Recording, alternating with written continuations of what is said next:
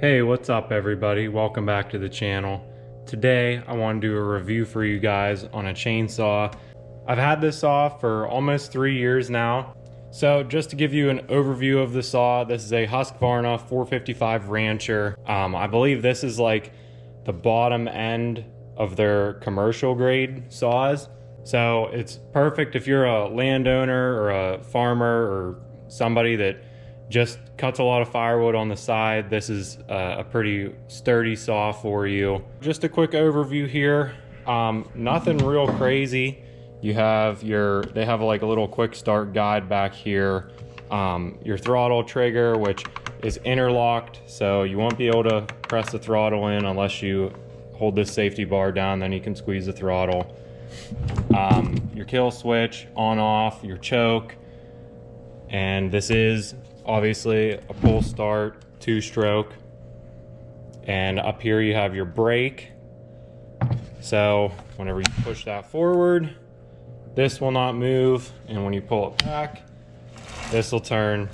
So like I said, nothing real crazy there.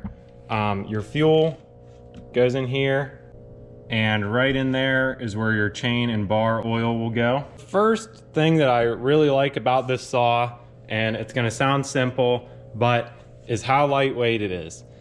And if you have ran a chainsaw for a couple hours at a time, you know that a lot of them get heavy and wear you out really fast. And that's not the case with this one. As you can see, it actually has little springs on it.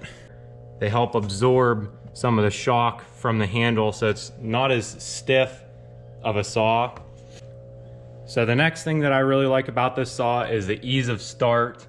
I've never had any problems starting this up, even when it's cold, after you've been running it for a while. A 20-inch bar is definitely enough for this area. I cut up, a lot of hardwoods with it. We have a lot of oak and maple and some ash trees here, and it has never given me any problems as far as like power goes. Now, if you are in an area that you know you're going to be cutting up a lot of large hardwoods, you might want to go with a bit of a bigger bar. I'm not sure on the 455.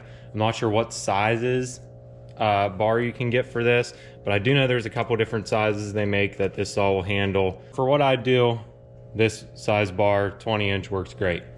I really like how easy this is to take apart as far as the bar and chain is concerned. It really makes sharpening your chain, or if you're replacing a chain or replacing the bar, or just to clean it out. All right, so now I'm gonna show you guys how to take this apart. Super easy. They give you this tool, okay? It has 2 nut drivers on it and just like a flathead screwdriver. So all you're gonna do to tighten or loosen the chain is just crack these 2 nuts here loose, and you're going to take the flathead end, and you're going to either tighten the screw to tighten the chain.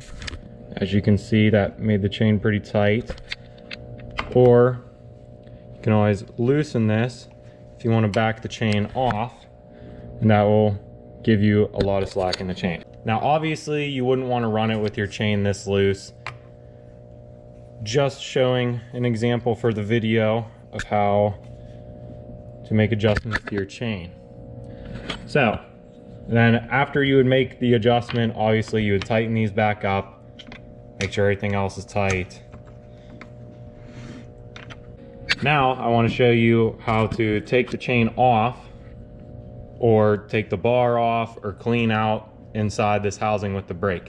Now, the first thing you want to do before you take this plate off is make sure your brake is off, okay? So make sure this brake is pulled back. You should be able to turn it by hand, just like this.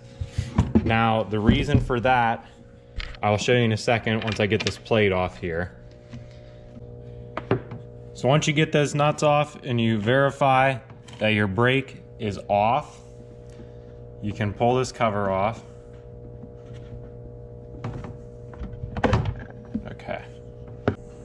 And inside here, you will see the gear that turns your chain, and your brake is going to ride on the outside of this. When your brake is engaged, it'll squeeze this tighter and clamp on the brake. Now, it'll come off of your saw, but trying to put it back on is almost impossible. So always make sure your brake is off. The first time that I did this, and my dad has the same exact saw, and the first time he did it, he did the same thing. We did take this cover off with the brake engaged. Now, we quickly learned that you can't put it back on that way, and luckily, there are a couple good videos on YouTube of other guys that did the same thing, and they show you a way to disengage the brake enough so you can put this back on. I'm not going to go into too much detail about that, but moral of the story is don't do the same mistake we did, and make sure that your brake is off before you take this off. So now if you wanted to take your chain off, you can do so. So I will just take the chain off real quick.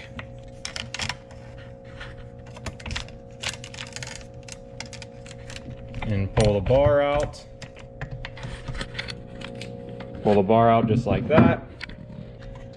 Then we can just take the chain, carefully take it off the gear, just like that. Every time I take this apart to sharpen the chain or change the chain, I will clean this out.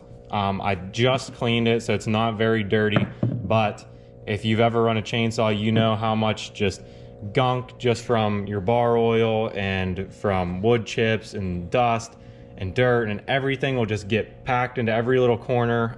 You can spend a lot of time cleaning this out, but I just try to get it as clean as I possibly can, and then I sharpen my chain or put a new chain on and put it back together.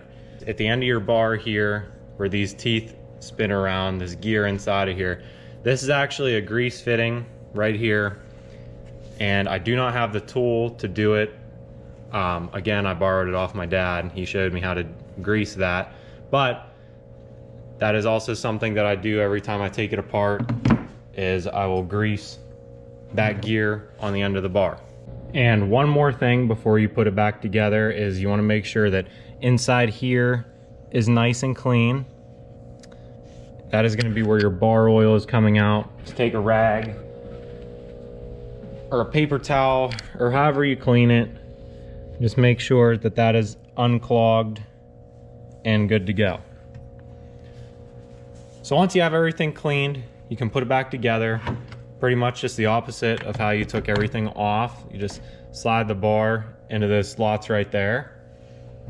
Make sure your chain is going the right direction.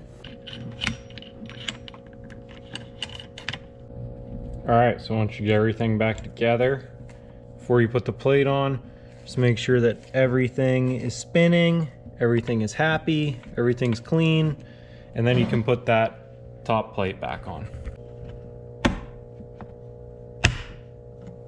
And you'll hear it click into place just like that. And everything's turning, so you know it's back on.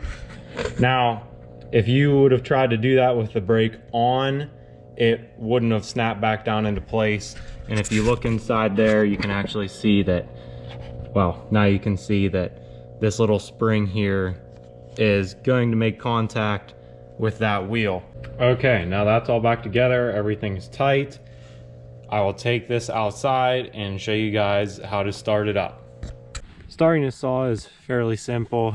There's actually a little starting guide here. Make sure the brake is on.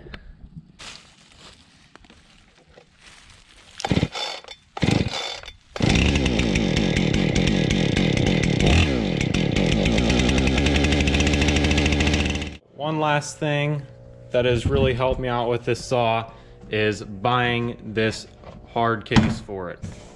Now, this case is really nice. You can throw it on the back of a four-wheeler, in a trailer, in the back of your truck, wherever you're going. It's a pretty sturdy case for just being hard plastic. Fits some of your tools in there. It's got these little bungee straps on the top, which aren't super great, but I guess if you wanted to use them for something, you can probably put something in there. I just throw all my extra tools or rags or whatever inside the case here. And then of course you have the cover for your bar. which just slides on like this, and then you slide it in the notch and you're good to go. Your bar is all covered up, and then you got your latches on the top to close it, and it's got this nice little handle. Okay, so my final thoughts on this Husqvarna 455 Rancher. Like I said earlier, I've had this saw almost 3 years. It really hasn't given me any problems. All I've done is just basic maintenance to it.